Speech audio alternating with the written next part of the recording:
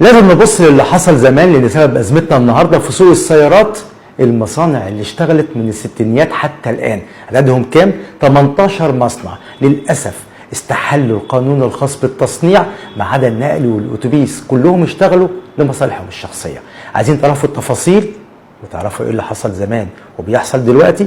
تابعونا في كلام من الاخر.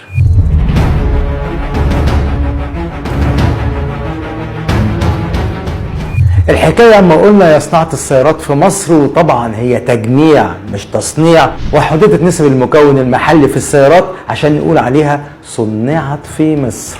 تصوروا ان هذه النسب دي ما اتغيرتش حتى الان، لكن القطاع الواعي في السيارات هم النقل والاتوبيس اللي عدوا الحد الادنى ل 45% بكتير ما شاء الله. ولما كان البعض من الخبراء يطالبون المصانع في مصر بزيادة النسب المقررة للتجميع مثلا 1%، تقوم الدنيا وما تقعدش، وتلاقي اصحاب المصالح بتصرخ وتقول لازم ناخد موافقة الشركة الام وتعتمد المكون المحلي بما يطابق مواصفات المكون المحلي المعتمد عالميا بمواصفات الشركة الام. راحوا يصرخون لابد من تعميق صناعة السيارات وصناعة المكونات. طب ما انتم السبب.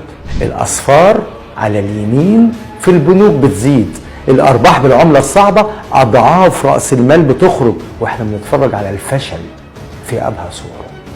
ده كلامنا من الاخر.